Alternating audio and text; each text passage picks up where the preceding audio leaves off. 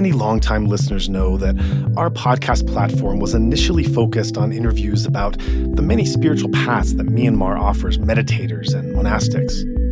But when the coup hit, we couldn't in good conscience continue to tell those stories with many monastic sites on fire or occupied by soldiers, and the Burmese people living under the military's ongoing reign of terror.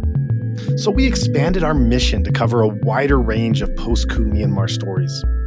Still, some guests have a unique insight into the intersection of the spiritual with the worldly, allowing a deeper understanding of both planes. Today's guest squarely fits in that category, as you'll soon hear.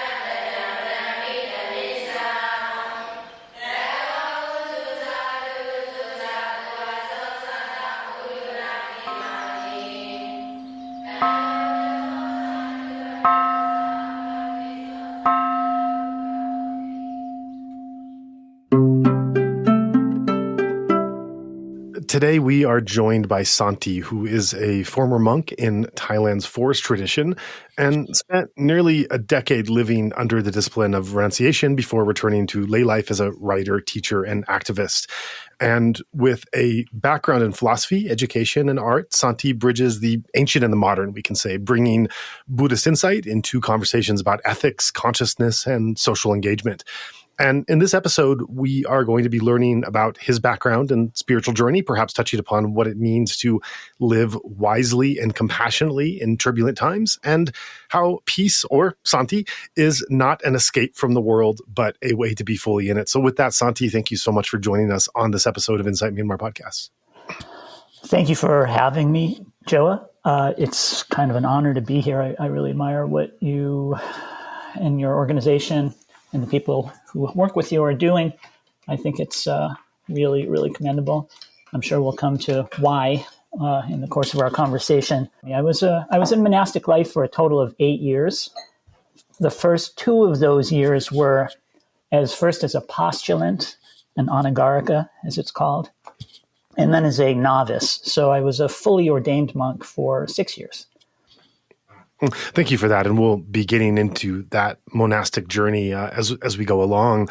I understand from your early years, you were exposed to the typical weird cultural conditioning, which I'll have you break down, and then led to underlying questions about what consciousness is, which led you into Buddhist practice and meditation and insight. So take over from there and talk about your early years and then where your spiritual journey formed from that.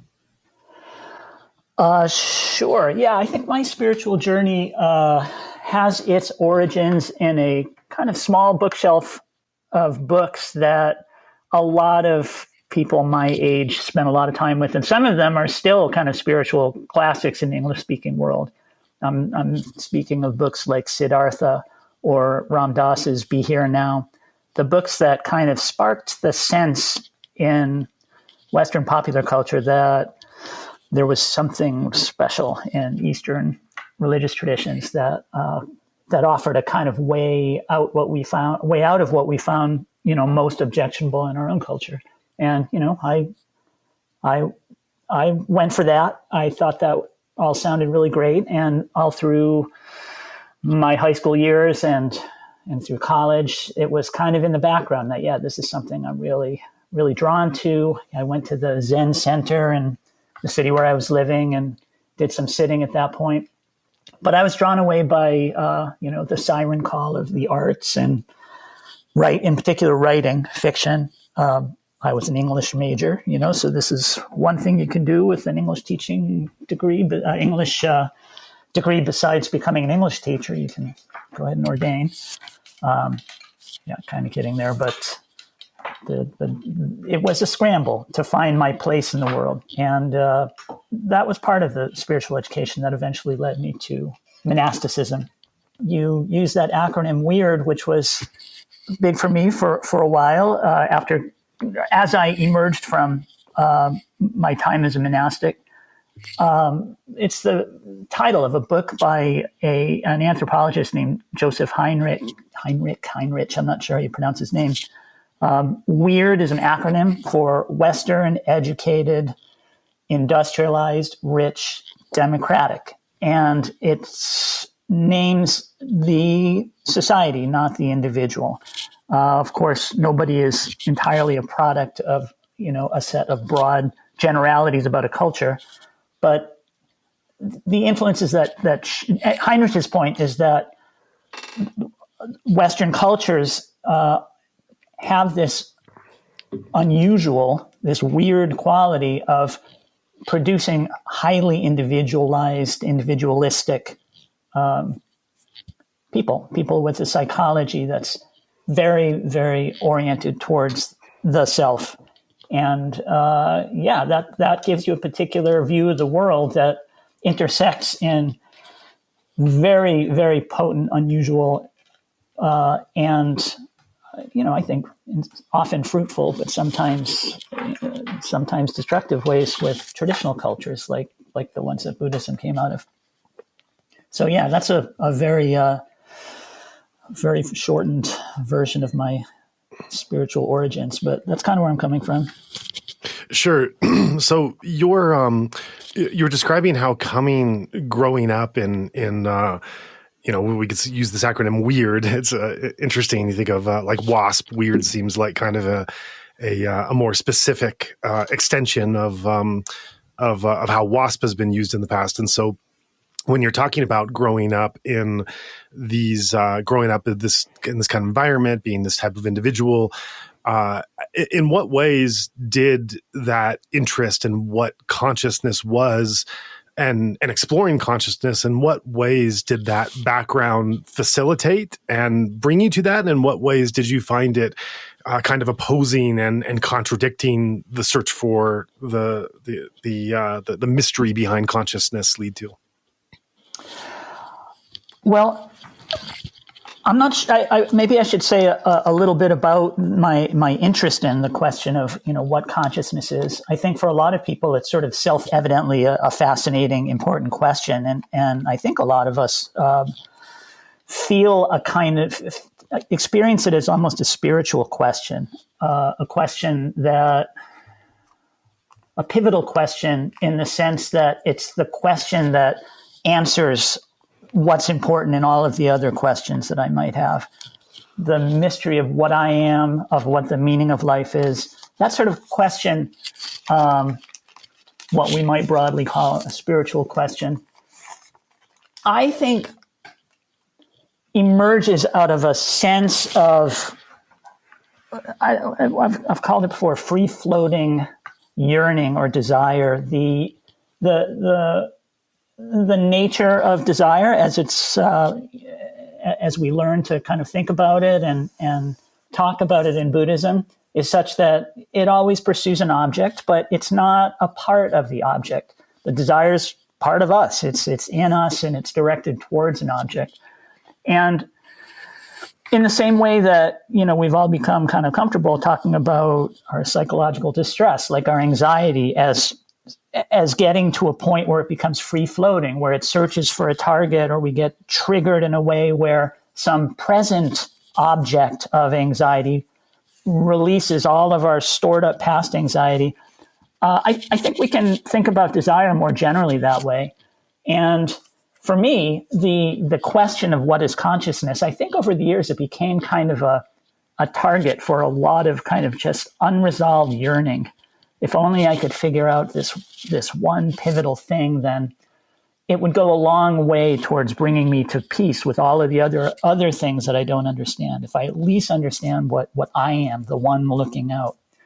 So in that way, the question of consciousness became really important to me. And I've done a huge amount of reading in it. And I sense, like, even in like the scientific discourse about it, that's in the background. You can hear it in the tone of voice of the, like, the public intellectuals who speak about it, and the writers who address it, and the philosophers who address it. They just want to know. And yeah, I admire the curiosity, but I do think there's some unexamined sort of psychological needs driving it. And you mentioned some of the books that were animating your quest, such as Be Here Now and Siddhartha. These are common books you hear about. Other ones I could throw up there that were influential for me, and I think many others, the likes of Zen and the Art of Motorcycle Maintenance, anything by Carl Jung, Carlos Castaneda. Oh, yeah. There's where the consciousness ones come in. Yeah. Right. Can make a whole list of those books, which of a certain generation.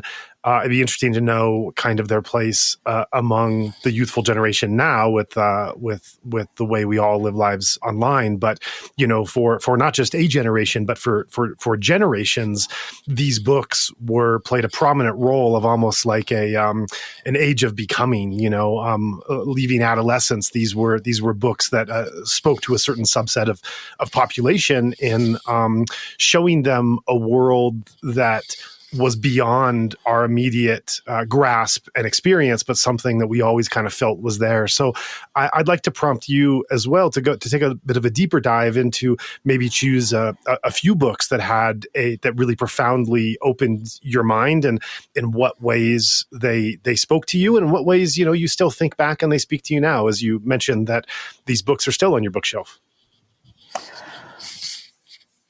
Oh, what a wonderful, delightful question. Let me see if you'd be interested in me broadening it a little bit by way of a digression into another phase of reading in my life that was maybe equally for me impactful. In going into the monastic tradition that I did, there was a particular renunciatory practice that I took on of, as we called it, putting down the books, letting go of reading, and for me, writing. I have been and remain kind of a writer, and that's important to me. But for that period that I spent at the monastery, I largely gave up reading and writing. And that was really deep. It was a major kind of break from what had been my self-identity. It was destabilizing in some ways. It was also like incredibly powerful in positive ways. A big part of what led me out ultimately from the monastery and allowed me to reclaim in some ways, much buffeted necessary sense of self, and I'm using the word in a positive sense. I made the decision to start reading again. And I was so open to it. And I after my, years of intensive meditation as a monastic, my concentration was much more together, and my patience, and I think just my entertainment threshold was so much lower that I was able to really spend time with books in a way that I hadn't maybe since I was a teenager. I don't know. But some of those books were incredibly impactful to my spiritual vision. And I guess I'd be more interested in talking about those books than the first set, although there's a lot of ties to be drawn between them. Well, let me start with the Carlos Castaneda books. Those are really, really cool books. I don't know if young people still look at them the way I'm pretty sure they do. What's one I already mentioned? Siddhartha. I think that one still is actively read. I've met young people for whom it was really important. The Carlos Castaneda books were really important to me. They were even, as a older teen, they landed right in the middle of the gray zone of my credulity. Unlike other friends of mine who were enthusiastic about the books, like I just couldn't quite believe that the way the author was representing everything that had happened as real, that I could go along with it. And yet it was so compelling, and I was completely taken in by the way the first book was presented and framed as a doctoral dissertation, and may actually have been. I'm not sure of the actual history of it. As his career went on and the kind of tall tale feeling of it got taller and taller, I came during my early college years to just kind of disillusionment, like, it's all a bunch of BS. But, looking back at it, I now, and, for many years have seen it as a kind of, it's a provocation in the sense that he did and has, and as far as I know, like throughout his life represented it as factual. But as a kind of literary work, if as I came to see it as a work of the imagination, it's an incredible synthesis of a lot of Eastern wisdom and just personal insight about how people work and how life works. And it's rooted in a kind of really insightful cosmology that he creates for, how nature works and how reality is, that still, I'm sure it still captures some people. I think there were a few scandals along the way where he was kind of exposed, and that might have lessened the sense people had that it was factually real. Anyway, that book had a lot to do with orienting me towards understanding consciousness.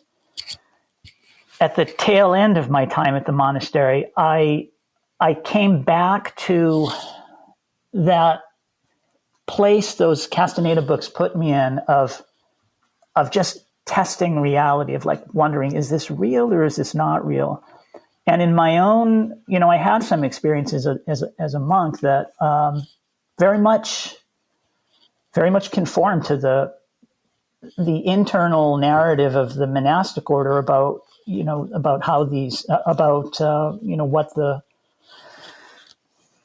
what Buddhist cosmology might say about the experiences as being the way to understand them, or what tradition might say, and yet I felt that the experiences I had as to me important and penetrating as they felt, that there were other explanations that were equally possible. Just like you could explain the Castaneda books as either being literally true or sort of metaphorically true. Like I started to see I actually experienced quite profoundly the sense of the collapse of my kind of traditional understanding of what I'd been through in favor of a more naturalistic way of understanding. And anyway, coming out of that phase of not reading, I started intensively reading in the kind of the popular accounts of current understandings in neuroscience and cognitive science of what consciousness is and what our kind of perceptual system is, how it works to construct our reality. And it provided me with another way of understanding consciousness that seemed more compelling. Anyway, you asked me about books. In that vein, the writings of Antonio Damasio were really important. He's an author who's really he is a neuroscientist who's an important leader in that field, but also just a really skilled writer with his own kind of literary abilities. He wrote his breakthrough book was called The Feeling of What Happens. And then the first book that I read that kind of propelled me out of my renunciation of reading was called The Strange Order of Things. I'd recommend that to anyone who's interested in the question of consciousness and what it is.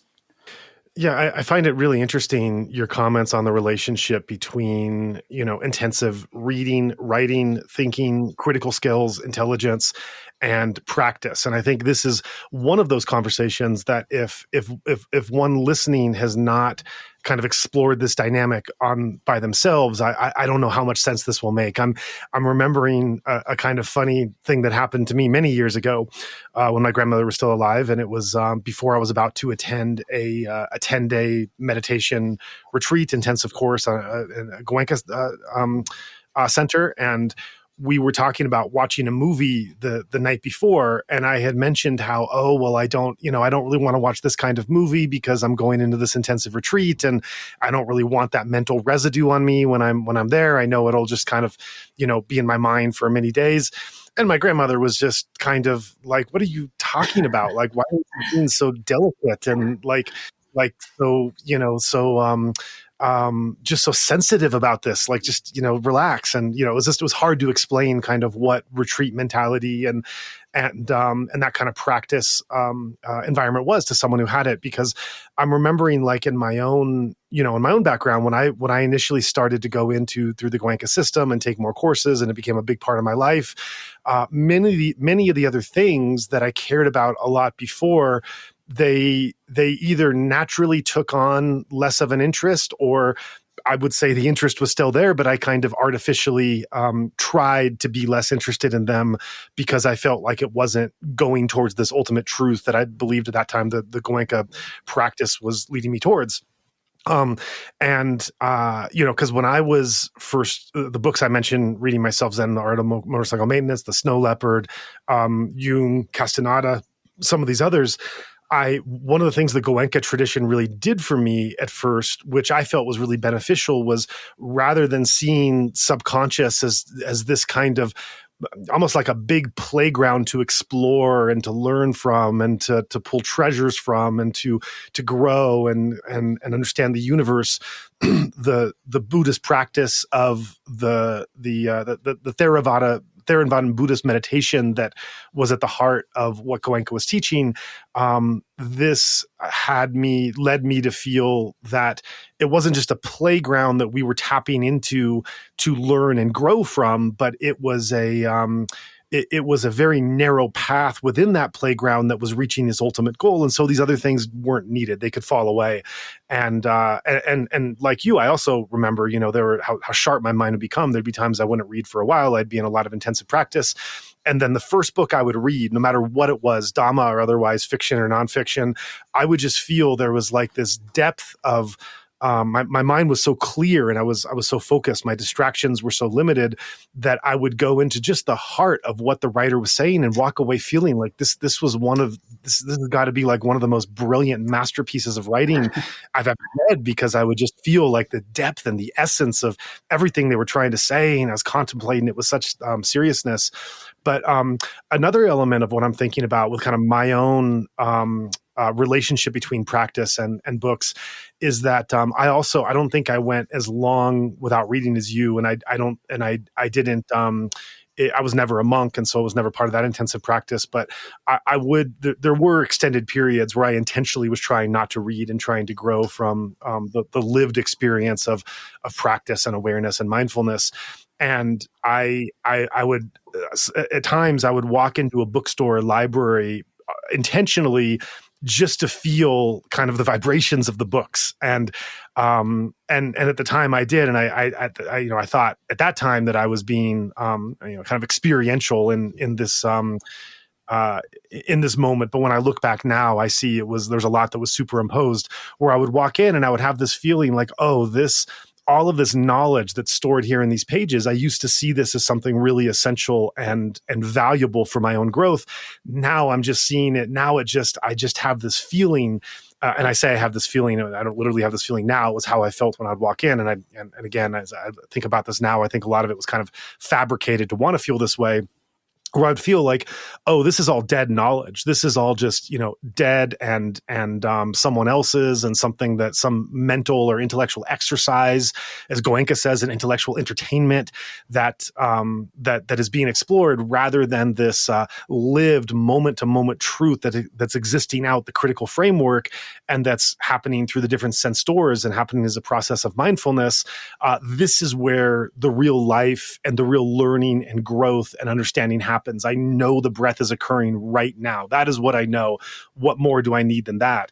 And I think that I'm purposely kind of embodying the way I felt during these years, because I think that this, one of the reasons why I'm spending so much time with this particular anecdote is that I think this question of just this limited scope we're looking at of, reading books to acquire knowledge and reflect on that, or the intensive experience of practice and mindfulness. Looking at the dichotomy of these two together, I think they point at this kind of wider issue of what does it mean when you take a weird person, a person coming from a Western, critical-minded, oriented, individualistic background, and you put them into a traditional religious environment of teachings that are integrated in Asian context and going back thousands of years. And I know this is something you have talked and written a lot about, is where this integration happens. And this comes to deal with hierarchy, with rules, with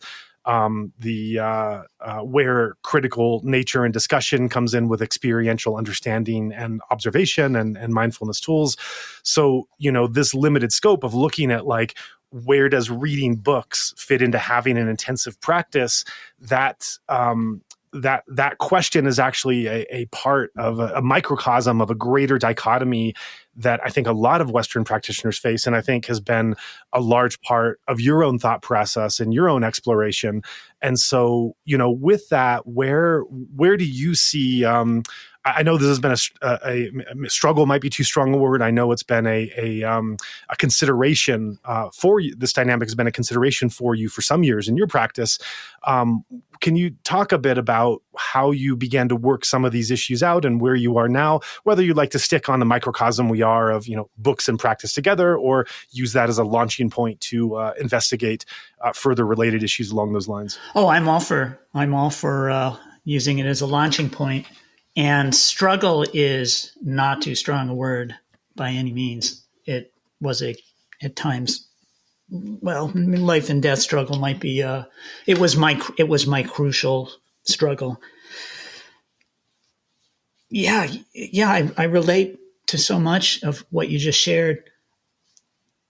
I guess what I came to feel is that coming to traditional practices and understandings from the weird background that provided me with the psychology that I have, coming to it in that way means that what the traditional practices mean to me can't mean what they mean in a traditional setting. I think that, like many, I went as deeply as I did into what we call traditional Buddhism, with the sense that I would be getting something like what the traditional Buddhists got from it. And yet I now feel that that's just not a possibility, that the idea that what I experienced, that I could experience that, is a kind of chimera. It's not how things are and the mind works. And maybe to explain what I'm getting at, I'll just share the story of my last 3 years as a monk. When I lived in a couple of different places, but for a period of those final 3 years of being a monk, I was independent. I had left the monastery, and after a 5-year stay, and we can talk about the timing of it if that's of any interest. But I became an independent monk. I stayed for a while at a different monastery. And then I took up residence with a Buddhist community in Queens, New York, which is like an amazingly rich tapestry of human culture. But in particular, there's like many, many Buddhist institutions and groups and cultures represented there. Anyway, I lived with a group of traditional Buddhists in their temple, and I had a wonderful kind of immersion in Indonesian Buddhism. That was the ethnicity of the Buddhists who were supporting me. But I also spent about a day every week or two with traditional forest monks from Thailand, not in the exact same order that I was in, but in the Thai forest tradition. And I would have our meal together once every week or two. We kept the moon days together. We had pujas, ceremonial observances. And everything looked the same as what I'd experienced at the monastery where I stayed in the Thai forest Ajahn Chah tradition. The liturgy was the same. The chants were the same. The bowing was the same. The cultural practices were all the same around the meals and the hierarchy and the protocols. But the feeling was incredibly different. The meanings were different. The nature of the relationships felt different. And even the understandings of Dharma seemed really different. And that was really a powerful experience for me to see that at the monastery that I'd stayed at, which was predominantly Western men, the way that they understood that whole set of cultural practices, it was very Western. It was actually very Christian. And I didn't understand how deep that was, like how deeply the mindset that we or I was bringing to my experience in traditional Buddhism was creating an individual version of it. And writ large, this is the story of Goenka Vipassana, I would say. I mean, Goenkaji was he was a wonderful Dharma teacher. I've only done one Goenka Vipassana course, and it was a great experience. I mean, it was a very valuable experience for me. And yet I'm as critical of Goenka Vipassana as I am of other Western movements that adopt this kind of traditional authority as their central determining, as their explanation for themselves, because of this mismatch. Like, I think when we bring our Western psychology to traditional Buddhism, what we're coming out with is something very different from traditional Buddhism. So I realize we're kind of jumping all over the place, which is great. We're going organically by topic, but it may also be helpful for listeners to jump back aboard the train of your trajectory. And we've referenced several times now your experience being a monastic in the Thai forest tradition, the Ajahn Chah lineage. Let's take a moment just to understand what it was about Ajahn Chah in particular, the Thai forest tradition overall, and the possibility of what it would mean to be a monk in this tradition, and talk about the circumstances behind your reasons for ordaining there, and then whatever you'd like to share of that experience of being a monk, and being a monk specifically with the Thai forest tradition for the years that you were. Okay, well, you're inviting me to jump around a bunch more. Let me invite you to interrupt me at any point if you want to be direct. So yeah, where should we start? Ajahn Chah is an absolutely wonderful teacher. I still regard him as my main Buddhist teacher personally, and yet I would have to acknowledge this is like my personal construction of Ajahn Chah to some degree. He was one of the source teachers for the insight movement, as it's come to be called, the kind of unofficial movement around Insight Meditation Society in Barre, Massachusetts, and Spirit Rock in the West Coast, and a bunch of other centers that typically have the words insight and meditation in their name. Of course, maybe not, of course, if you're not from that tradition, but insight is a translation of vipassana. So, these Western movements like to call themselves the wisdom.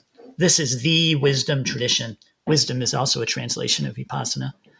Goenka Vipassana, I call it that, but it calls itself just vipassana in the vipassana movement, whereas the insight movement goes with the English version. But anyway, there was a group of teachers in the 80s and 90s who brought a sort of intention to translate what they'd experienced in their time in Asia, some as monastics, others just as lay practitioners, back to the U.S. Some of the big names in that movement are Jack Kornfield and Joseph Goldstein and Sharon Salzberg. And there's a number of others who have become very well known. But in that insight movement, Ajahn Chah, yeah, he's a big voice. Jack Kornfield was a monk for a time at his monastery. And of course, Burmese Buddhism has been a huge influence on that movement as well. I think Joseph Gold's, I'm not sure what monastery he was himself a practitioner at, but U Pandita was one of their main teachers. Anyway, Ajahn Chah just has this incredibly clear to me and soft vision of Dhamma that comes through in his personal teachings in a way that just really, really moved me. They did it for me. And I decided that was the direction I wanted to go when I made the decision to go forth as a monk. And fortuitously, right in my neighborhood, roughly less than a couple of hours away, a monastery in that tradition opened. There's only a handful of them in North America where I live. The next nearest was, 8 or 10 hours away. So I started going there on weekends and as a lay visitor, and saw that it was something I could make my own. I considered moving to Asia and visiting a bunch of monasteries, and I do think for people who are interested in monasticism, that's a really good idea. But I think for me, that was the way I did it was fine. It was intuitive. It was intuitively appealing, and it actually, I'm glad I listened to that impulse. You describe how Ajahn Chah was important as a writer, thinker, monastic, and how you started to get more involved in the community and center. How were your experiences as you started to integrate more into that community? And then can you pick apart a bit of your aspirations and your reasoning to want to go forth and go for full ordination beyond just being a lay meditator or practitioner in that community? Yeah, I mean, so maybe this is true more broadly in life, but my intentions and aspirations changed over the course of my years as a monastic. What brought me to the monastery, we've already started to talk about it, was this kind of deep spiritual yearning to understand what I was and what life was. That question of what consciousness is was right at the center of it. At least that's how I experienced it at the time. That's what I thought was motivating me. In the years since, and ironically or otherwise through the very deep dive inward that I took at the monastery, I came to see that actually I had a lot of other motivations going on as well, really personal ones. I had a lot of trauma that I was carrying that I wasn't even aware of. And there was along with that, you could call it positive curiosity, positive hope of finding answers to my deepest questions. There was a turning away from the world. For all that there's a very well-developed set of explanations for why that's not what it is. That is what it is for a lot of us. There was a kind of retreat to a place of safety. There was incredible sense of belonging and common purpose, which might ring a bell too for lay practitioners in high demand, high reward kind of groups like Goenka Vipassana or the insight movement, that comes from the sense of belonging, of membership, of fellow feeling among people who share an understanding. So that was an important motivation. I was definitely drawn to that as well.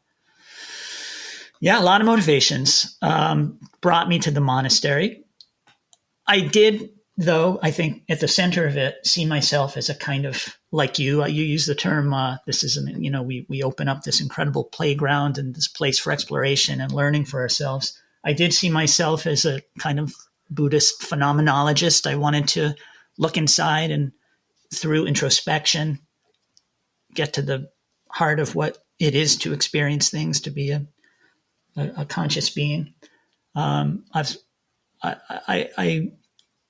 don't think that attitude or that understanding of what monastic life is for is I think it's kind of this hybrid thing that we've created in the West. I don't think that's really consistent in a deeper sense with what with the mainstream of Buddhist monasticism down through the years. But, that's neither here nor there. I think it was a valid motivation. And off I went. Over my time at the monastery, I came to much more deeply understand its social value and social purpose. Part of that was gaining insight into, the heart practices, the metta practices, and seeing the profound value of monasticism as a cultural institution, as a way of like having, at its best, having as a cultural ideal and as a practical vehicle for sharing calm, sharing goodness, even just sharing resources. I really came to value that. It's interesting to look at monasticism through the lens of where its social community and cultural engagement is, because so often monasticism is phrased as a departure from that very society. The inherent in the word being a monastic is something that is separated from the way that the rest of society operates. That's why they're also called recluses. And it's a reclusive, contemplative lifestyle that they're leading. And so where do you see the relationship between monasticism being a withdrawal from the world, but through that process of withdrawing, also having some responsibility and some role in what you've described as community, social, and cultural as well? Well, I think the first thing I'd say in response to that is that it's important to let go of the idea that you're going to find a kind of philosophically consistent system for thinking and talking about Buddhist monasticism. It doesn't all make sense. And it making perfect, consistent sense isn't so important to a lot of traditional Buddhists, I would say. Or to, not just traditional Buddhists. I think, some of us of a more philosophical temperament or a weirder outlook, using that acronym again, have a very strong kind of emotional need for it to be consistent, for it to be a philosophy.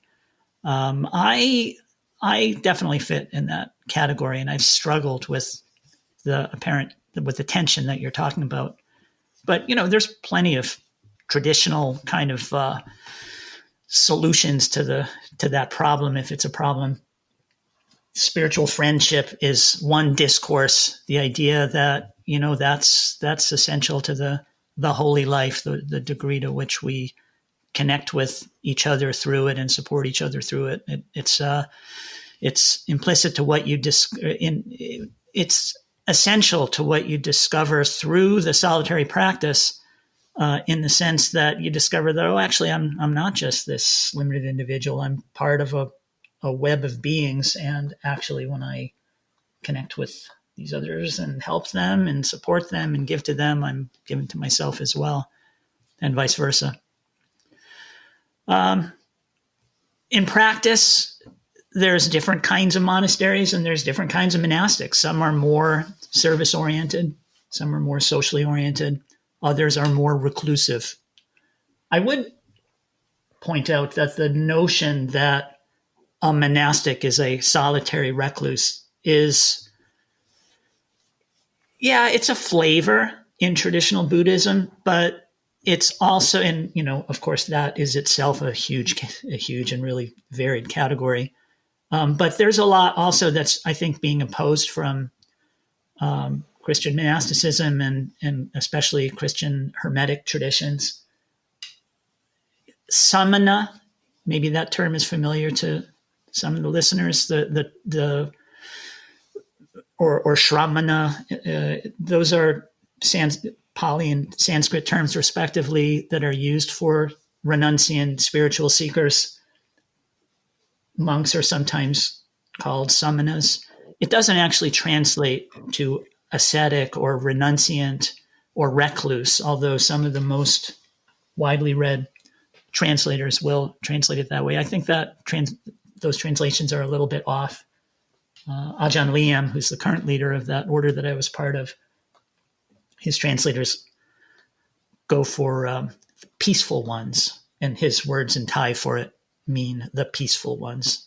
So samana, the roots, the etymology, those are the actual meaning of that term is contested, but the flavor of it is not, in essence, monastic in the way that you're linking it to, I think, Western monasticism. I mean, you weren't doing that explicitly, but I'm saying that connection is there, I think. The way we think of it is going off by yourself. Actually, Ajahn Chah, the teacher I've been talking about, would say, yeah, you can go off by yourself for a month or 2 or 3 in the forest, but any more than that, you're just going to lose your mind. Mm-hmm. Right. Reflecting on your years in being a monk, I wonder if you could also tell us what was the most beneficial qualities that and practices and discipline that really did help your spiritual practice and improve your life, and also talk a bit about the challenges. And by challenges, I actually don't mean the challenges of kind of hardship or adjusting or lack of comforts or those kinds of things, more like challenges from the perspective of looking at the particular spiritual path you were on and the ways that you wanted to learn and to grow. Were there aspects of monastic life, as much as Buddhist monastic life is set up in order to give one the freedom to be able to go in these directions, and certainly it does in many ways, did you feel there were any aspects of the monastic experience that also served something as a blockage or prohibiting growth in certain areas based on either the regulations, the Vinaya, or based on kind of cultural community expectations? Why don't we go negative to positive? I'll start with what was challenging and what ultimately led me out. Again, I see this collision in the encounter of our weird individualized psychology with traditional Buddhist practice. The monastic discipline, which I think is a good translation of Vinaya, the sometimes called the monastic code or the rules or that govern monastic life. The monastic discipline is set out in this ancient set of texts, again called the Vinaya, or maybe I haven't mentioned that yet. It's a sprawling literature. At the heart of it is a code called the Patimokkha, 227 rules for male monastics, quite a few more for women monastics. It outlines in sometimes very specific, sometimes pretty unclear form what monastic life is to be. It regulates relationships between monks. It governs how monastics relate to lay people. It is in itself the essence of monastic practice. Some traditions, like the one I was in, foreground meditation, and meditation is a big part of the practice too.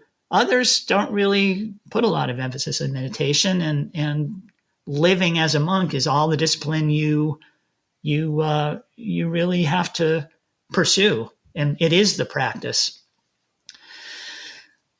I had both. I had the form, as we would call living by the Vinaya in English at the monastery. I had the form as a really central part of my training, and I had a lot of time and a lot of emphasis on meditation as my practice. So both of those were really beneficial in many ways. I don't know of any other avenue for someone like me, my point in life, and for many of us in many points of life in our society, who I don't know how else we could make being a meditator, pursuing spiritual development, our kind of full-time undertaking. that's what it's for. It's like, if you want to give yourself full time to spiritual development, that's a way to do it. And it was the way that I saw for myself. And that was a big part of why I chose the monastic direction as my path to spiritual development. I wanted to do it full time. I wanted to give myself to it entirely. What I got from spending all that time meditating was, I don't see how else I could have gotten it, the perspective it gives you on your own inner process. I don't think, I mean, what I ultimately came to understand it as is a set of resources and practices for reconditioning the mind emotionally, mainly in terms of my, the way my emotional system regulates me. You just get a lot of direct insight into how that works and resources for managing it. On top of that are layers and layers and layers of other understandings, of philosophical understandings and religious and mythical understandings for explaining the things that you experience through that much meditation. That's a whole other conversation. But I do feel like the experience itself was really beneficial. The other part of it, practicing through the form, adopting the various austerities and practices and rituals that, a monk performs, that was also at times really valuable. At other times, it was really oppressive.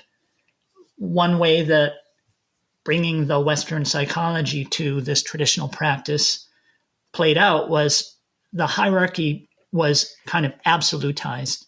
I think for many of the monks, there just was this deep belief in the hierarchy that I really didn't observe so much in the traditional context that I was later in.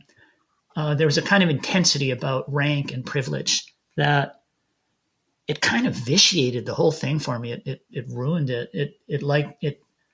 It undermined it. There were these moments where a more senior person would sort of assert a kind of superiority over a younger one there were just these tiny little moments that just caused a turning in the heart away from like, oh, this is not it. This isn't this is not the life of the peaceful ones. And there could be a sense too that this beautifully kind of, in many ways, ambivalent and flexible ancient system was frequently kind of deployed in a cultish way. It could be interpreted and enforced that way, and sometimes it was.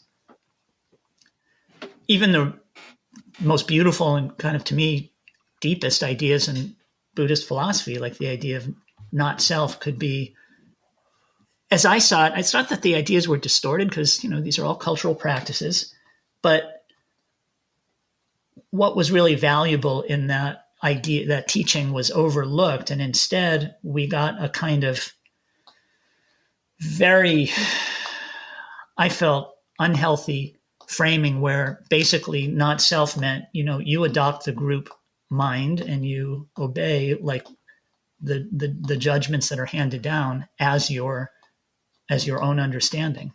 In other words, it could be taken as a way to discount questioning.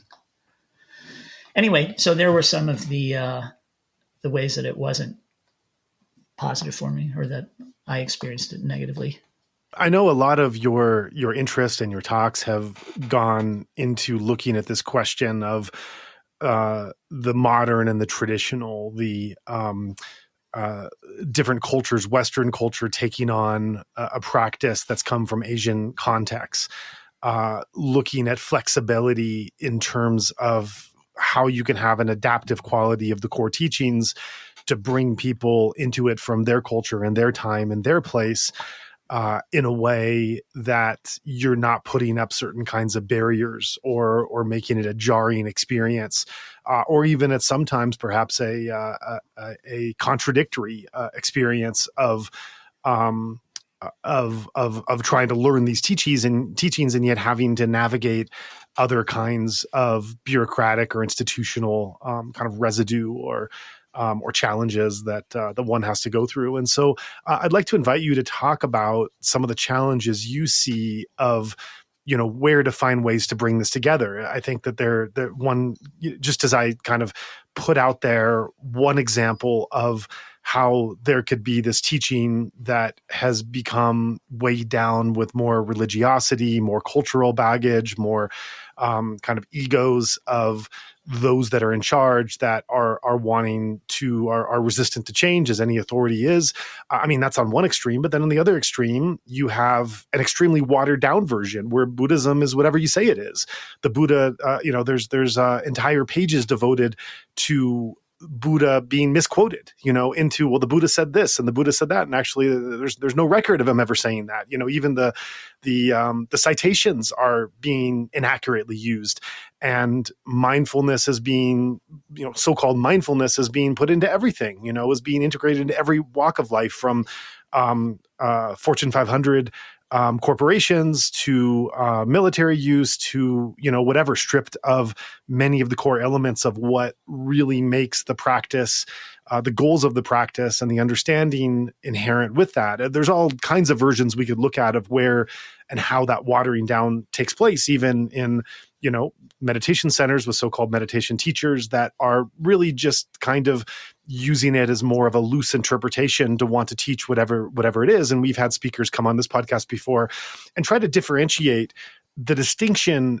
between a practice which might be beneficial, it might be a stress reliever, it might be a good psychological exercise, it might lead to benefit in life. But just because it does all those things, not to disparage a practice, just because it does all those things doesn't mean necessarily that it's aligned with what the Buddha was teaching. And so that differentiation, that distinction is very important to make. And so when you look at these potential dangers, these extremes on both sides, where do you look at how to try to bridge that and how to try to bring people in their own place, time, culture, background, et cetera, into a practice that is very old and that comes from very far away? Well, I'm not really in a place now, although I certainly have had strong opinions about it down through the years. But at this point, I'm not really in a place to be able to answer those questions. And I think that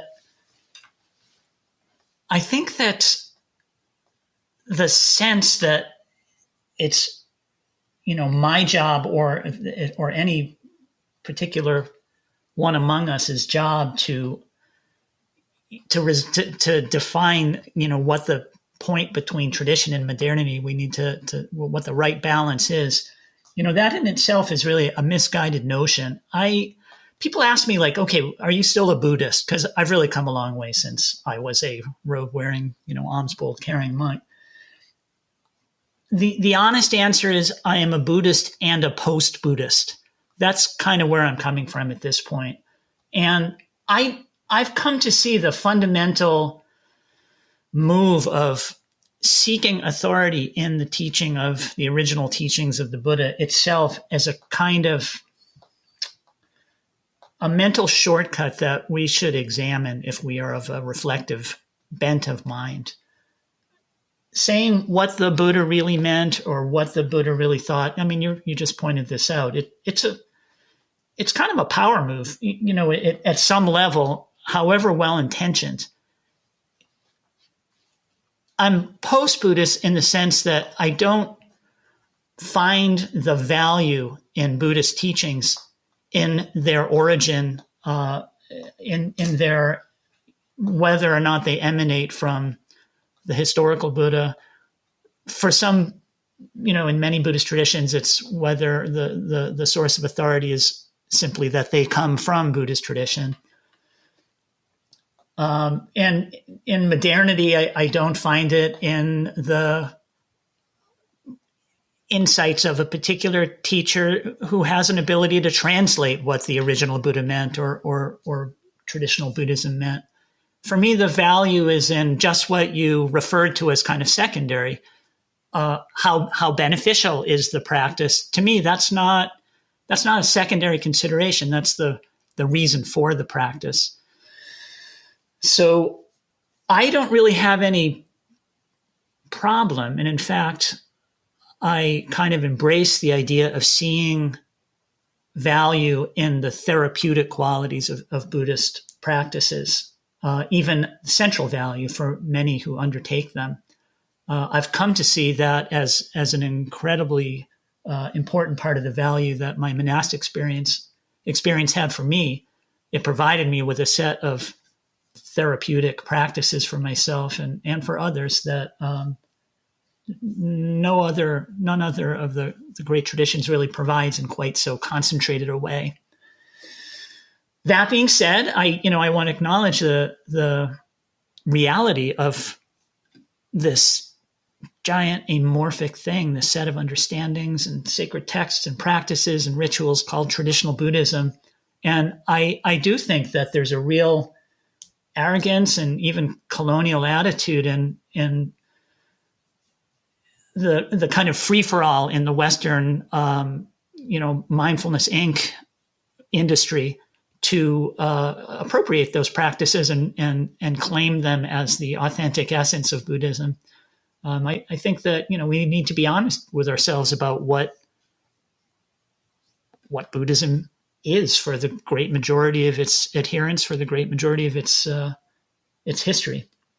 It's not what we say it is because it's appealing to us. So I agree with you on that point, and let go of the label. You don't have to call it Buddhism if it's not Buddhism. You've also mentioned this concern about some of the Western or international organizations that are making great effort to want to situate their teachings in their instruction and their lineage in a very traditional framework, to want to rely on traditional understandings for authenticity. You've also mentioned concern about some organizations that might move more towards, an extreme would be cult-like behavior, but it's always problematic, I think, when that word is brought up because it has such strong connotations that sometimes it can kind of be a conversation stopper because it's so charged. And so I don't want to go that direction of shutting down a whole line of inquiry because of a supercharged word. We can also talk about terms you use like fundamentalism or groupthink or authoritarian hierarchical natures. We could go that extreme direction of cult. We could bring that in. I'm not opposed to it. I also don't want to get stuck on that word when there are gradations that we could be looking at and I think are helpful to talk about. And, I think in some ways these might be two disparate things I'm asking you, on one hand, looking at the why modern meditation movements are using traditional models in order to assert and claim their authenticity. That's one of them. Another one is moving towards this more fundamentalist hierarchical thinking. Yeah, I mean, I don't know that it's possible for an organized group not to cohere around some definite narrative, some definite understanding of some definite ideology, let's call it. So I think that you're right to hesitate to, go too quickly to defining a group as controlling or cultish, simply because it does that. And, one of the big distinctions between Enlightenment and pre-Enlightenment thinking in the sense of, European rational intellectual tradition, is that basic, if you don't mind the philosophical word, the kind of the root of the epistemology, the root, the source of authority for truth, for the way things are. And in religion, that is going to be some original source, whereas, the Enlightenment ideal that I have adopted as my own is that, well, no, the reason to accept something as true isn't in its source, it's in my observation of it as being true, is in it's something inherent and, in fact, ultimately unknowable. Whereas, in some religions, faith and certainty are held up as as ultimate ideals, and in Buddhism are certainly virtues. I think a degree of doubt is really a necessary virtue in our modern age that actually is like one of our principal safeguards against fundamentalism. But yeah, to speak more directly to your question, I think that my perspective is less for groups than for members, for people like me who join groups and who are drawn to groups and who spend time with groups. And it's to hold on to what you really do value and understand yourself, the wisdom that you've already come to. For me, I just named one of my central tenets, which is have a little doubt, question, be willing to look at the contradictions and maintain an appropriate degree of independence and distance. See what's valuable in the group, try to encourage that, and see what's destructive and call it out. The Insight movement, by the way, has done better than most. I think there's a lot of at least intention to self-questioning, but as in the most liberal of groups, that can lead to its own kind of groupthink and its own kind of annoying blind spots. Well, there's some thoughts for you. So yeah, my answer is I don't have the answers, but I would say emphasis on oneself and one's own relationship to the group. And, fostering the kind of change in the group that keeps the group open and keeps the group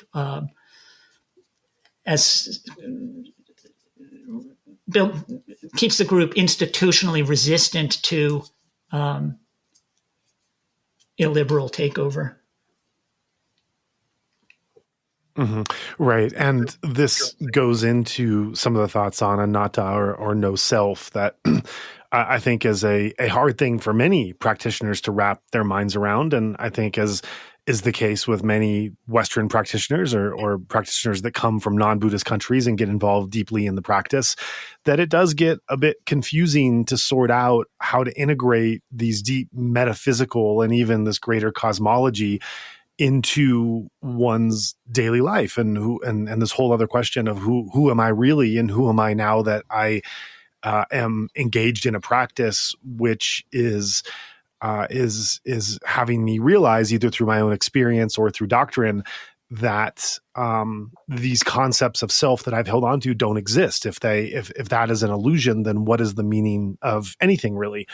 And you have identified clinging, we can say, to strictly to this version of not self as something that actually lends itself towards authoritarian impulses, in the sense that not self then becomes a way to not critically engage with teachings or structures that are given and follow them in a more automatic way. And you have also felt that you've also pointed out that having we could say a dogmatic no self doctrine, that it's against the central thrust of those early Buddhist texts as well.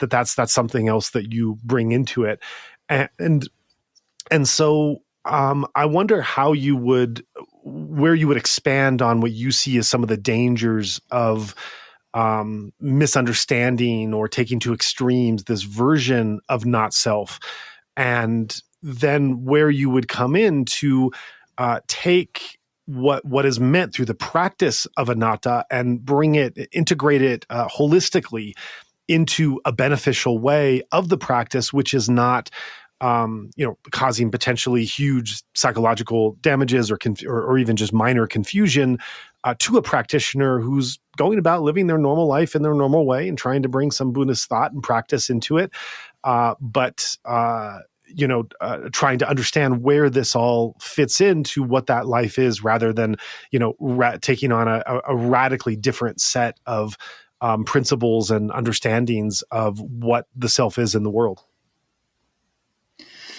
Yeah, it's a real minefield, I think, especially for people with whatever degree of weird psychology, and by it's a minefield, I mean anatta, the doctrine of anatta, not self. The kind of popular understanding of it dovetails really neatly with the non-dualist stream of popular spirituality, in which we understand the self as an illusion, and we understand it as synonymous with ego. So ego is an illusion. And in its more ecstatic forms, it extends to the idea that even the experience of separateness, of seeing that there is an inside and an outside, a subject and an object, that is an illusion. An idea that has very, very little grounding in actual Buddhist doctrine, by the way, but we could talk more about that. It is certainly a thing in some corners of the traditional Buddhist world. But really, it comes from other areas of, Indian religion. Those ideas to me are just minefields. Again, there's that metaphor for it. It's, I guess, my caution to people who are newer to this set of ideas and their exploration of it is, don't let this idea lead you down the road of like turning your entire life upside down.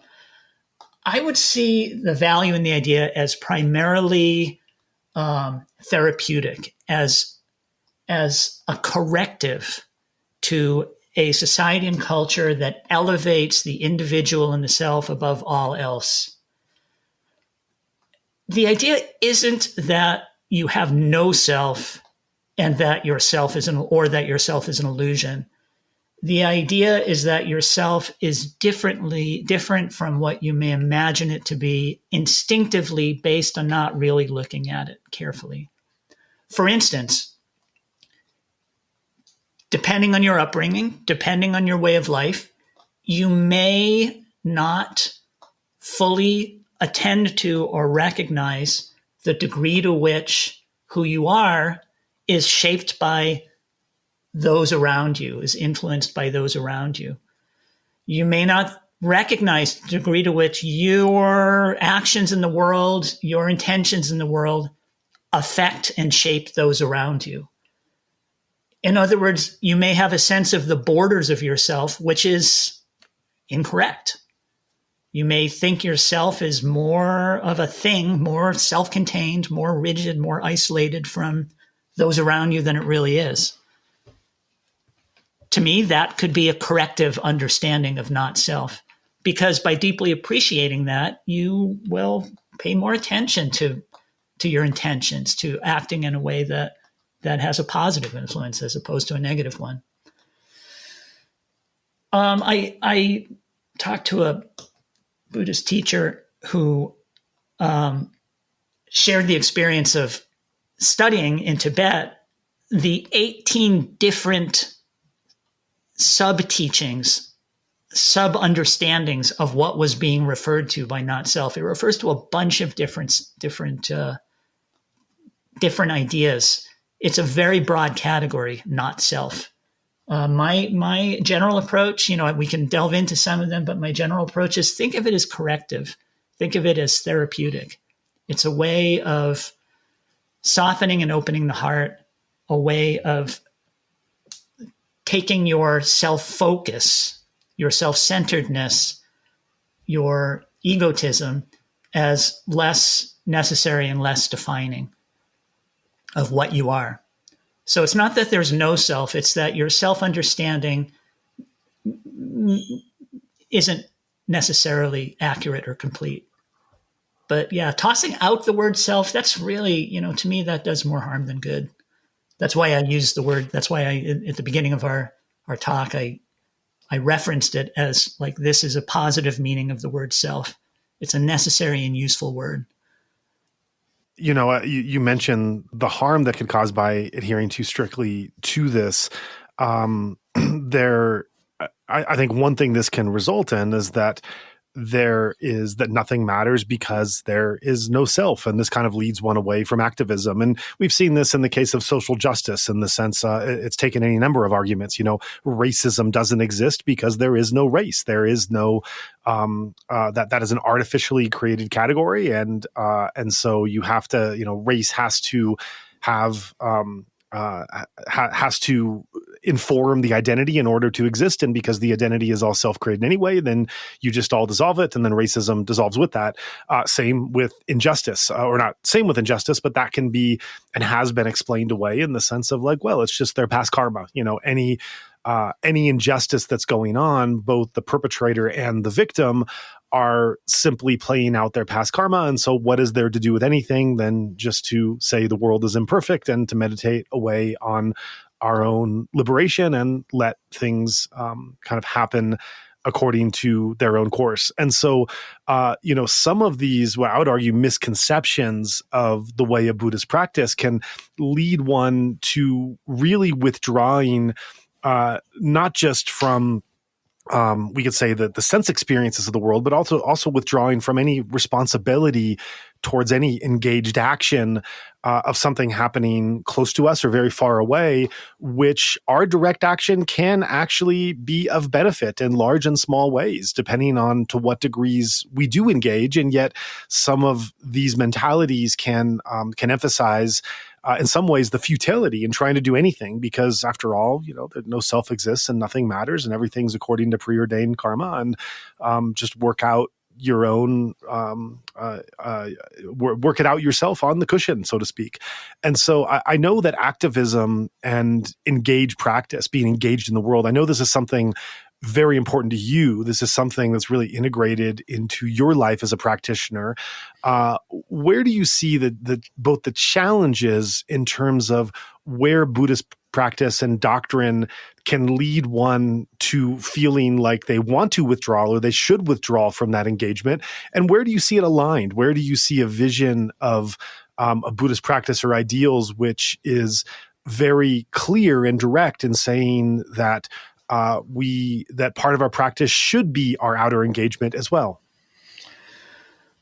Well, I see it in your practice really clearly. I think, the energy that you've devoted to trying to support the Burmese people in their struggle for justice is a wonderful example of how one can embrace these ideals in a way that's aligned with your deepest values. I don't, if you want to, I think it's consistent with the deepest truth of like what the Buddha taught. I think it's, you can put the Buddha's teachings together in whatever way serves your, you can't honestly put it together in whatever way serves your ends, but wherever Buddhism has gotten tied up with, state power and state politics, it's been corrupted to serve political ends. And when those ends become nefarious, we get Buddhist quietism. We get what you described so eloquently. We get this kind of ultimate justification for oppression in terms of, we need to look beyond this veil of tears and bear the burdens that we must. I'm not going to be able to put it better than you did. I think that ultimately we have to live by our beliefs and values, and that what I take to be most valuable from Buddhism teaches me is a commitment to good karma, to trying to be as positive an influence as I can in the world. And quietism is not the answer. Working on myself is not the answer. They're justifiable in a philosophical sense as through a kind of process of the most extreme abstraction of certain Buddhist ideas, way beyond what I would imagine to have been their original context or original intention. I'm not saying that to contradict what I said earlier about originalism, but to say that if we understand ideas like not self as corrective, then we say, okay, like, let's not be too selfish. Let's be willing to give of ourselves a little bit. If we take it to an absolute extreme, we say, oh, there is no self, so it doesn't matter how much those apparent selves suffer. Yeah, I mean, I don't know. I think we're of the same mind on this. I think, we have to understand ourselves as participating in our societies, in our groups, our families, our friendships. We have to recognize that our self extends into all of these areas and vice versa. And we have to try to make it, try to make the world right. And there's nothing complicated. There's nothing requiring any great, philosophical justification in that. Yeah, and it is something, it can be a challenge to think through this, because I think as someone practicing, one of the inherent truths as soon as you enter the Buddhist teachings is the first noble truth of suffering, that suffering exists, that samsara is a field of suffering and one that you want to be liberated from, and that, we are never, and even the story of Gautama Buddha illustrates that the goal of creating a utopia on earth is never going to happen. This world is imperfect. We are not ever going to make it perfect. And so, on one hand, I think that inherent understanding of the imperfections that samsara will always present, that's an important one to have, because it does kind of correct a certain kind of, I guess I could say, naive idealism of an activist that is striving to make things better. That we're never quite going to get to a whatever a perfect society would be, and everyone would obviously have their own definitions of what perfect is, and in democracy that becomes all the more complicated. But at the same time, while holding that, we also have to simultaneously hold this understanding that there are things right in front of us that we can do. Sometimes it's very obvious, sometimes it's someone who's being on an airplane and someone who's trying to put a bag overhead and they can't quite reach. And we can just push it a little bit up to help them. It's right in front of us. It's obvious. There are many kind of obvious things like that we can do that will have an immediate impact and benefit to someone else's life. And then if we stretch that understanding, there is a further empathy and engagement that we can have that is having a satisfactory uplift and improvement in the lives of others through our direct actions. And yet to do that and to engage in that while holding the truth of the imperfections of samsara, on the other hand, that is a kind of nuanced and delicate understanding and situation to be in, and not fall too far on one of those extremes. Yeah, absolutely. Well said. I agree. I think we have, I think of the tendency to idealize as a kind of fundamental, just natural feature of our minds. I think a human being is one who tends to idealize and abstract. If we think something is good, we want more of it. If we think something is better, we want more of it. We want to imagine the absolute best possible situation and get to that. It's just the nature of our minds to kind of tend towards the utopian. I think, traditional Buddhism offers really helpful correctives against that. I think in some ways the way that you just, I don't think you were interpreting it, but you were explaining it as a way that the first noble truth is interpreted is an example of that. Like the recognizing that, there is suffering in the world is something that we can misunderstand to or exaggerate to the point that we sort of give up on making for less suffering in the world. But we don't need to do that. We don't need to hold to absolutize, our ideals. Another of the books that really helped me to emerge from my highly self-limited outlook. And the monastery was the book The Open Society by what is his name, the German philosopher, Karl Popper. That's actually a name that's anyway. I won't go into how it's in the news recently, but Popper really held up the resistance to utopianism as a kind of central principle.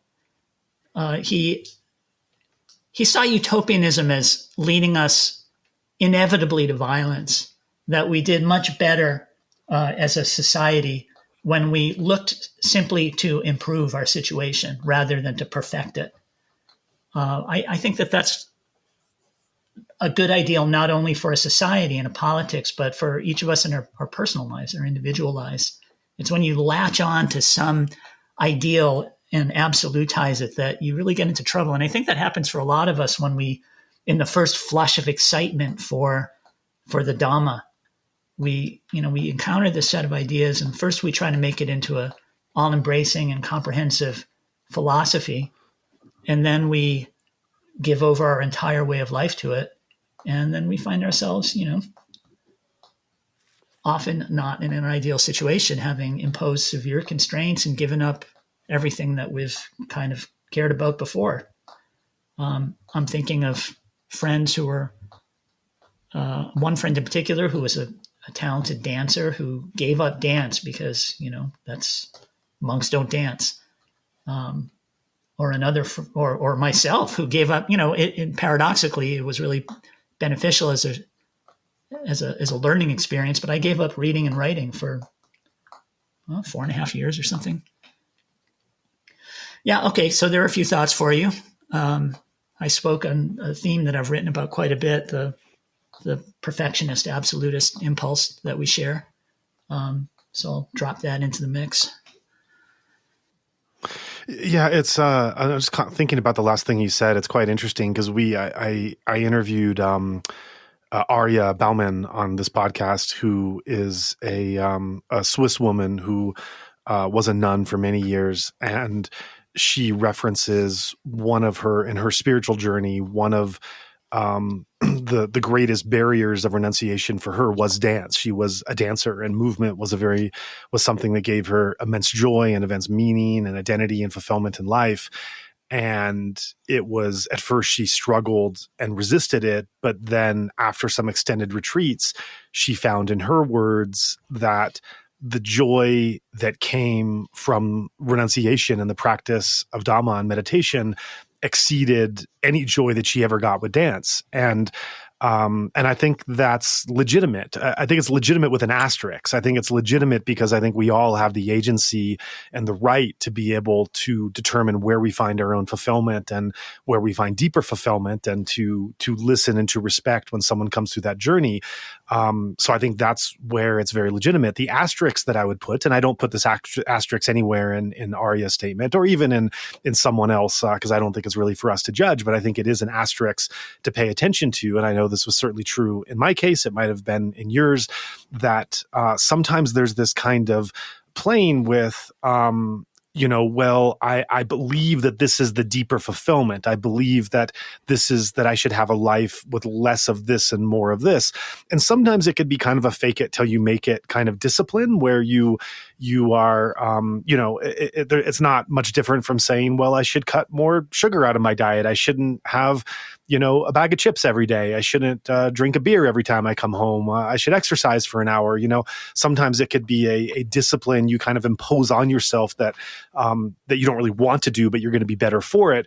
But sometimes that discipline can be kind of a stretch, and it can be, I know that I was, that there were parts of my very intense Dhamma practice where I was kind of telling myself and I was telling others, well, this is the deepest, most fulfilling thing I could be doing. And I was saying that knowing it wasn't completely true at times, knowing that, and I don't know really know where you can land on this, because in some ways you do need some kind of playfulness or experimentation of these discipline barriers that you put in there to kind of try to lead you towards, towards that greater path of health you want. But if you do it too much, it can lead to a certain kind of delusional thinking, or to a cognitive dissonance of, telling yourself something where you're really actually not happy, but it's the ideal you want to achieve and aim for. And I'm also reminded of a European monk I knew that when I was in Burma, and he came from the Goenka tradition and lived very remotely, and he would do, kind of one longer intensive practice than another. One time he did a 90-day self course, and he was very proud of himself that he had basically put himself through an intensive period of practice, which in the Goenka tradition was only open to senior teachers, and that that he had basically passed through an intensive experience that he wouldn't be qualified for if he hadn't just undertaken it on his own discipline as a monk. Okay, this is all fine and good. I'm not judging that. I'm not saying that shouldn't. That he shouldn't have gone through that intensive practice. But the more that I would meet with him, the more that I would find certain kinds of antisocial, arrogant, impersonal ways of interacting, where at one point, with humility, he actually asked me to engage him in a critical conversation. And with that opportunity, I told him, I said, I don't think that you should be practicing at all or you should be practicing. Of course, we all should be practicing to find what practice is. In my opinion, from what I see, you do not need more intensive solo meditation practice, intensive in, a secluded environment. You need to be in a social environment with a bunch of people you can't stand, trying to be nice to them, and not just be nice to them on a superficial level, but actually to be cultivating a kind of social interaction of respect with, people that you don't respect, because you don't respect most people. Your intensive practice has kind of brought you to a level of arrogance through your perceived purification that can be remedied by making your practice not more sitting, but by actually engaging with people that give you a hard time, and that you don't like to be around. And you're going to discover things in that process of humility that, in that secluded environment, rigorous environment, yes, but you're not facing kind of the thing that's, that's definitely calling out to you to have to develop and have to face. I completely agree with you. I think there were a couple of different lines of thoughts there, and I'm pretty much with you on all of those. I think that we get into trouble for ourselves when we elevate a cultural practice as a kind of religious ideal, or a psychological practice as a religious ideal. Meditation practice, formal meditation practice, where we, close our eyes, sit down, and do something in our minds, or try not to do something in our minds, it can be incredibly useful and powerful, but it's no more than what it is, for me at least, ultimately, for many people, including the great majority of self-described Buddhists. It's something more. It has a kind of a religious meaning. It's doing something, whether we define it as at other levels, or, that's often it's talked about in more spiritual terms. But whatever that extra something is, we get caught up in it to the extent that we valorize the meditation over all other activities, when in fact it's a choice. I think it becomes a choice kind of subconsciously when you accept the ideology deeply. I'm thinking of the friend who gave up dance. Like she believed that the states that she was experiencing were religious ends in themselves, that there couldn't. Of course, they're personally gratifying in various ways, but that wasn't the point for my friend or others in the same of the same persuasion. It was that she was doing the good thing, the best thing. From my own point of view, like that wouldn't have been it. I totally agree with you that that's a valid choice, that from that outlook, what she was accomplishing was really good for other people. It was the best thing you could do for other people, to show that these states were available and to be a light unto the world. To my mind, there was actually a great value that she was offering people through her creative work, through her dance, and that's a different kind of light that you can be in the world. Ultimately, what you said about how you can deceive yourself, I think that is a really, really big part of the story, especially where I don't want to say fanaticism, but the kind of fanatical bent of mind, the fundamentalist bent of mind, where you accept as fundamental the tenet that, these states of mind are the ultimate ideal. Right. Like once you've adopted that, there's no real way out, because there's always an answer, which is, one reason I think it's so important to preserve doubt and just like frequently ask yourself, what are my deepest ideals here? What do I really believe? I should notice if I'm becoming really quiet and really sad all the time. Like there's evidence there that I should attend to in terms of the choices that I make moving forward. So that makes me pick up on something you said earlier, which I've been contemplating and thinking about since you mentioned it, that you consider yourself a post-Buddhist rather than a Buddhist. And I've been kind of chewing on that because the more we've been talking and the more I realize kind of the angle of some of my questions and where you then took those and what you just said now, there are certain kinds of essential doctrines or beliefs that are really part and parcel of being a Buddhist practitioner or a monastic or a teacher, that are just kind of baked into the understanding of that path.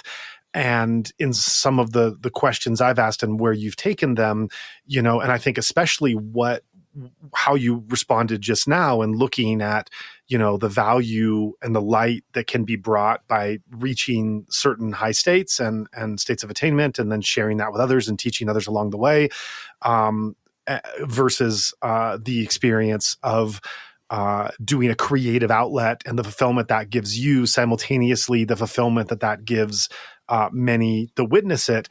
I think, this also kind of mirrors my journey. I went in earlier stages before I got into practice, the experience of creativity, of having a critical mind, of engaging in the world. This was all a joy I had. When I started to do intensive Buddhist practice, a lot of this really went away. And in some ways, that's one side of the story. This sounds like I'm kind of painting Buddhist practice into a corner. I don't mean to do that, because to fill in the other part of the story, yes, I was doing a lot of critical engagement and creativity and all these things in the world. I was really miserable too. I was really suffering in lots of ways. And the Buddhist practice had a direct experience and antidote in some ways, maybe, not the full antidote I thought it was going to be. That's really what it comes down to, is it really, it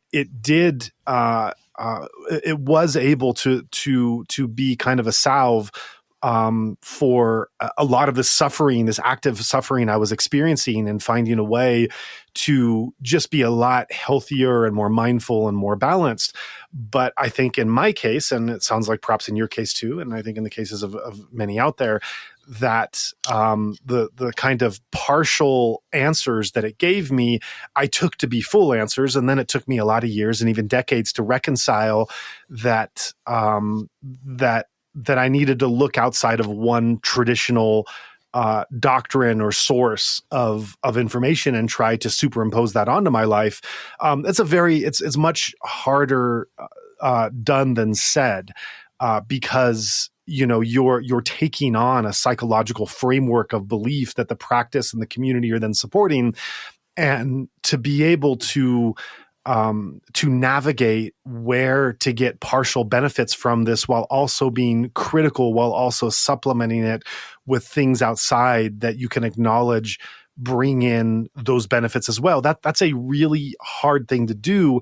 And it's especially hard as well because I think there's very little support out there for an understanding for how to make that navigation, how to kind of build your own choose your own complements of what you're bringing in from where to find that fulfillment in life. I think that most who go down a pathway of Buddhist practice, that you're kind of staying within those traditional frameworks. And so that is a hard thing to do. But, I want to get back to where this all relates to your journey, and I guess you could say your status, because, you were a Buddhist monastic for many years, following a rigorous Buddhist discipline while you were a monk.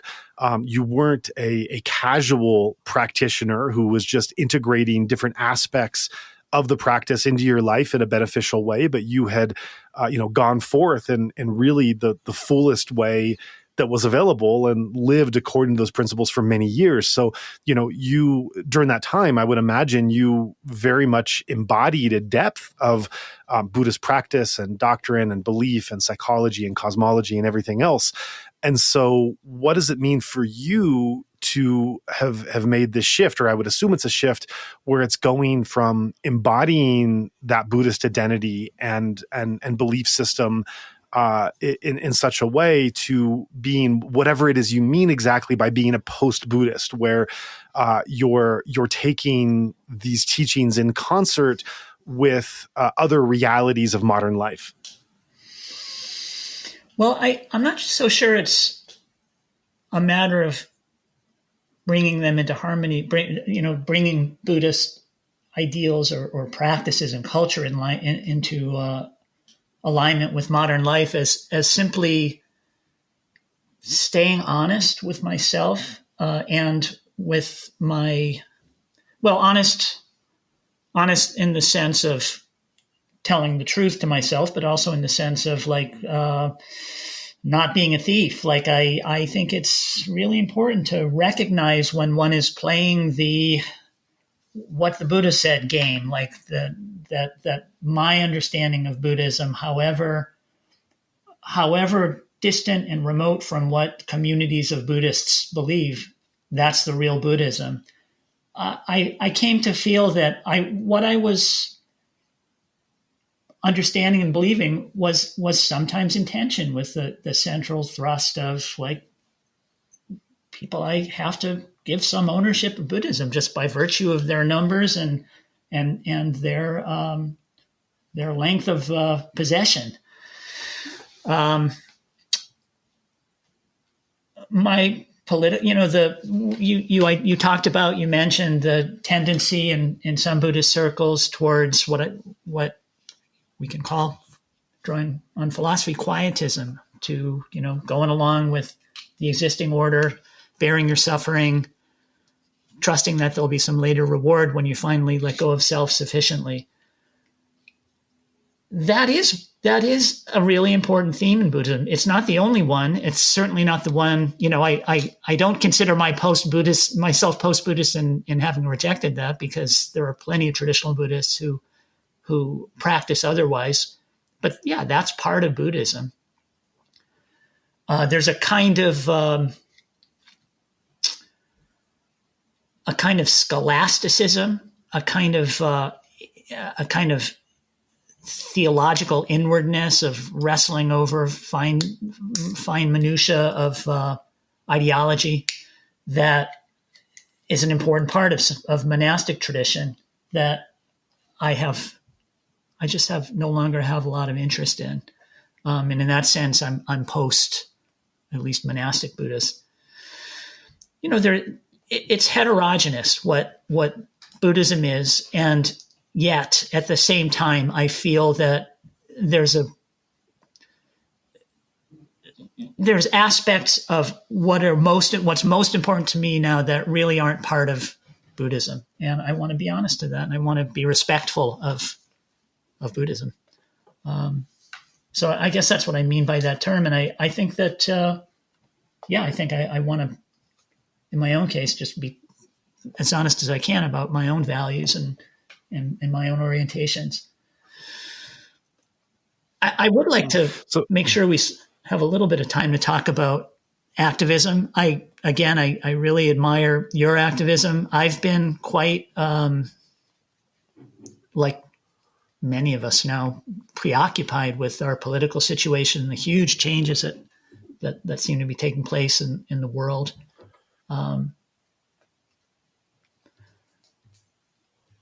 I think it's important for people who, to the degree that we do identify as Buddhists, lean on the more activist, more engaged understandings of what that can be to emphasize the value of those aspects of Buddhist culture and Buddhist tradition, whether we want to ascribe it to the Buddha or not. To me, the Buddha, the image of the Buddha that comes down through the different traditions, can represent different ways of very different understandings of how we should orient towards the world in its travails. But I say lean on the ones that align with making the world a better place more directly rather than through some spiritual sleight of hand. Mm-hmm. So on that topic of activism, what are your thoughts with the alignment of Buddhist principles and where we personally, individually, choose to make a difference in engagement in our community or the wider world around us? And I also say that with an understanding in mind that that most Buddhist countries in the world today do not have what we would describe as strong functioning democracies. I say it again with an asterisk. I think we can question to what degree those in the Western country also have, quote unquote, strong functioning democracies. There's obviously problems everywhere, but, certainly there have been Buddhist countries that have engaged in, even recently, in genocide and wars and hate speech, in authoritarian systems. The country where the Buddha, the historical Buddha, lived and taught, India, called the largest democracy in the world, has also been one of the greatest friends of the Myanmar military. And India's Prime Minister Modi has made sure to provide any number of aid in the form of weaponry to the Myanmar military in order for it to kill its own citizens. So, there are a lot of really dark examples of the ways that traditional Buddhist countries have been engaging in the world. Obviously, not to paint a whole picture, because there's a whole undercurrent and underbelly of progressive activists at all levels that are trying to institute all kinds of change. We talk with many of them regularly. Many of them, especially in the Buddhist case, in the Burmese case, use Buddhist principles as a core driving force of their activism and the kind of progressive and democratic change that they're pursuing. So that's definitely there. Unfortunately, it hasn't really taken root as in terms of the structures of those countries, and so that is something that we that we have to acknowledge. But that being said, on an individual level, where do you see these forces of Buddhist practice or post-Buddhist practice, if we want to say that, and what one can do as an activist and the responsibility that one has being a member of society in the world today? Well, I'm again, you're articulating really to the letter how I feel about it. I think that we need to lean on the activist narrative. We need narratives as a matter of human psychology. We can't see without a framing. The framing that Buddhism provides is contested. There are, monastics on both sides of the issue in Burma, as I understand it. I think you did a podcast not too long ago on the complicity of some senior monastics with the military, and then, younger monastics who are important in the resistance. Mm-hmm. I think it's really important for Buddhists not to yield the narrative. And that's true for me as well. That's why I'm not willing to say I'm entirely post-Buddhist. The impulse to say I'm post-Buddhist, I think, is more a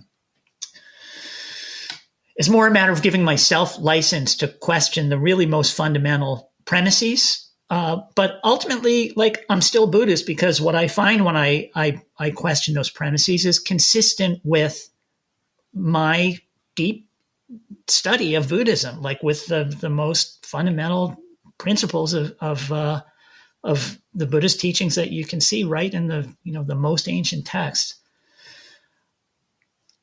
Yeah, I think it's important to continually try to reinvent the narratives of your culture, your traditions, in a way that serves the good of your people. So yeah, if you've been raised a Buddhist in a Buddhist culture, a Buddhist country, don't let those who have suborned that tradition or captured it for their own, political or power-driven ends, take ownership of it. Yeah, that's my short answer. I'm all for engaged Buddhism, socially conscious Buddhism. I think it's completely consistent with the Buddhist teachings, and I think it's worth defending. And in hearing you speak prior to the interview, one of the things that caught my attention was recognizing that people do have different callings and capacities. Yeah. And I think that this is where it becomes a delicate conversation, because it's never comfortable and it's never really, I think, correct to be able to, or to talk down to someone saying you should be involved in this way and you should be doing this, and and then to have to feel from the other position that you have to justify your level of engagement or non-engagement in issues. That tends towards a kind of dynamic that is neither comfortable nor productive. But what you've emphasized is that no one is exempt from moral responsibility. And I really like that line, because by claiming that no one is exempt from moral responsibility, you're calling upon a role and a moral responsibility that we all have, but you're not clinging to a certain rigid definition of what different individuals should actually be doing, which, as I say, is something that we definitely want to get away from. It's not very helpful or skillful to go in that way. But if one looks at it, if one looks through the activist lens as being that we all have a part to play, no one is exempt from this moral responsibility. As I'm recalling, I was just working on a podcast that we recorded a bit ago with Patrick Ponsathorn of Fortify Rights, and he has a line in there where he says, where he talks about his own experience into being a human rights defender, that he came to learn, in his words, that even if you're not interested in international politics is interested in you. And I think that also mirrors what we've heard of saying that, everything is political, even the decision to want to claim that you're not being political, that's a political decision. That's a privileged decision. And so, looking at it from a standpoint of everyone having a moral responsibility, that being a fact, what you do with that moral responsibility, how you choose to hold and engage it, that is a personal decision. And that also runs parallel and runs tandem with what you've also said, which is this sense that authentic wisdom is what produces love, and love is what moves us to act. So, and as I say this, I'm realize I'm recalling a bunch of different references out there. A line from Malcolm X's autobiography that always stayed with me as he talks about his deeper conversion into Islam is, and I read this at a time when I was getting deep into Vipassana meditation, and it's had a deep imprint on me ever since, is that the real kind of absorption of these spiritual teachings is when you start to have a feeling inside you of great peace and fulfillment. But then beyond that, you also have this feeling, my brothers and sisters should also experience this. They should also, this feeling that I'm having of fulfillment and happiness and peace, I want others to also be able to experience that. And if I can do something to help them experience, I want to do that. And that line has always stood out for me as being kind of like a greater pinnacle of deeper spiritual knowledge and achievement, that it's not simply a state that we are welcoming ourselves, but it's a state of such joy that it doesn't make sense to want to live in a world where we don't want that of other people as well. Yeah, exactly. Beautifully said. And it's worth noting too that, you're drawing on the wisdom of Islam. I don't know what stage Malcolm X was at in his life when he said that, but yeah, it's not necessarily Buddhist wisdom, but if you are Buddhist and that's your frame, then great, emphasize that aspect of your understanding if that's what you believe. I mean, you're also bringing to mind the great division in approach or an emphasis between, or at least in the ideology, if not the actual practice of the Mahayana and Theravadan worlds, where in Theravada, you work on yourself in order to naturally be someone who radiates metta to others, and you devote yourself to the service of others. And Mahayana, knowing that eventually you'll come to your own enlightenment. And, in practice, these work together. But it came to mind when you were talking about how we need to recognize our own capacities. And I think for people in the Theravada traditions, we feel, okay, let's not overdo it with the working on ourselves first. I think that's the gist of our conversation about activism is, that's not the answer, just to turn inward. But at the same time, we do have to recognize our own capacities. Like I really did need, in ways that I didn't even fully recognize, I needed that time as a monastic to work on myself. I'm still a mess in many ways, but there are things I've recognized, there are understandings I've come to, there are capacities I've developed that really help me and enable me not just to be happier within myself, but to be a better person for others, to do more, to be more engaged. And I think that's part of recognizing your own capacities, and that's part of the value of not being judgmental of the other, the choices that others make. Yeah. But that too has its limits, because there are actions that others can take and approaches that others can take that are hurtful, that are harmful, that we have to oppose. And that's also important to be willing to take a stand on. And I think that one of the biggest, one of the most important lessons that my Buddhist practice taught me in the way that I approach my present work is to be mindful and responsible of the process, but not of the end result. To let Goenka says something in his courses which continues to have immense relevance and value to me, and that's let nature do its own work.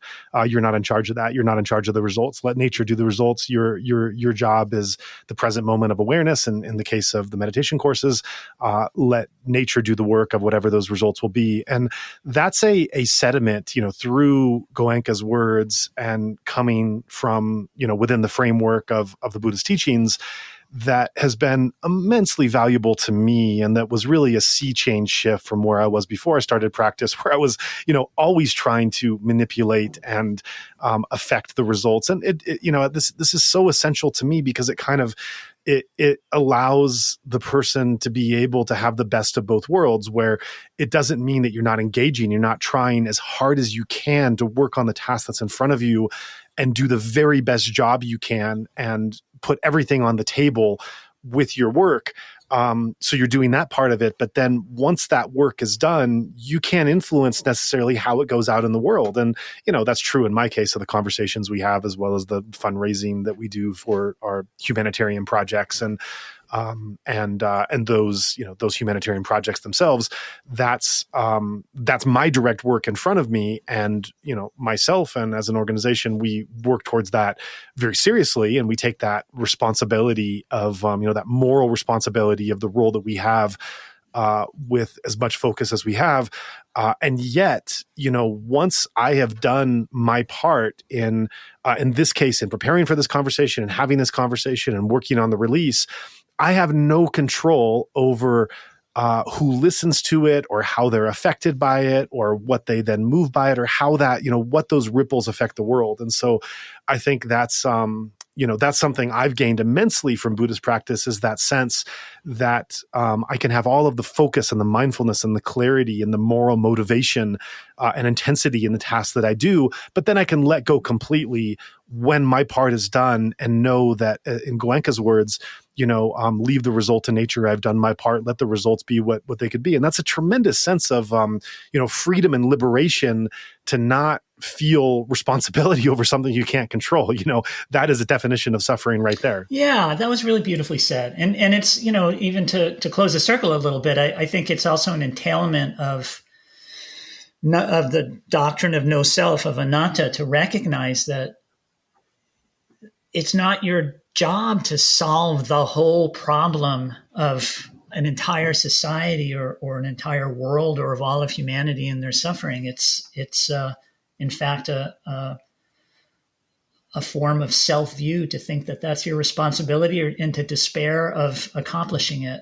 You're a part of something, and doing your part, as you put it, is what you need to do, and you can do that. You can do that perfectly well. You can do that to the best of your ability, and without even needing to know what its effects are going to be. I look at what you're doing. You're not single-handedly going to be able to solve the problems of the Burmese people, but it's helping. You're doing your best to help, and you don't know what the effects are going to be in terms of how far-reaching they are.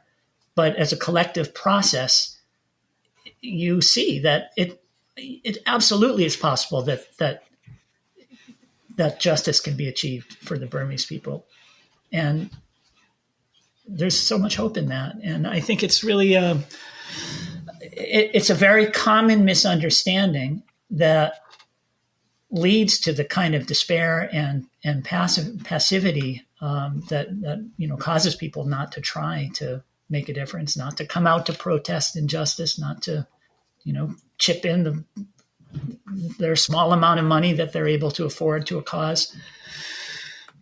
Yeah, this is I think that this is an area where we can see the connection between the abstruse Buddhist philosophy doctrine of not-self and the most kind of practical questions that we face about whether and how to engage in the problems around us.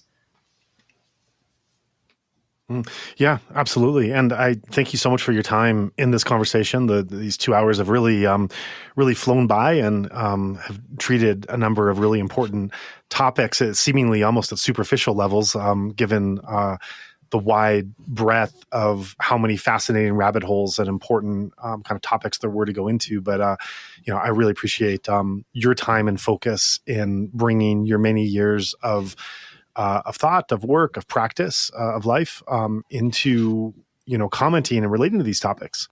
Thank you too, Joa. We have indeed dipped our toes into many different rabbit holes. And I think that it would be impossible to try to tie up our loose ends. Maybe I'll just end with some thoughts of gratitude for the work you're doing, and my hopes for the Burmese people. It's an issue have been following closely. The whole world is kind of on fire right now, as the Buddha described, if you look at it in a certain way. But maybe we can go down that rabbit hole next time. Thank you again. It was a great conversation. I really enjoyed it.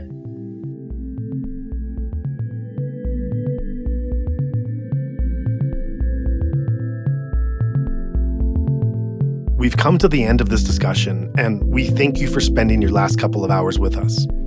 I also want to let you know that we've recorded a lot more discussions that touch on similar themes to what was explored today. This is because over the years, we've curated a rich archive now numbering in the hundreds of episodes, freely available to all. Among these are in-depth conversations with guests who explore Buddhist teachings and meditation practices, shedding light on the profound spiritual traditions that are deeply woven into Myanmar's culture. These discussions offer insights into mindfulness, compassion, and spiritual development, timeless principles that resonate far beyond the borders of the Golden Land. However, producing and preserving this archive requires significant time and resources, and we rely on listeners like you to help sustain it. If you found inspiration or guidance in today's episode, or from any of the wealth of teachings and meditative reflections maintained in our archive, we invite you to support our work. Your generosity helps us to continue production and to share these valuable conversations, while ensuring that this resource remains freely available to all who seek it. Visit insightmyanmar.org/donation to make a contribution.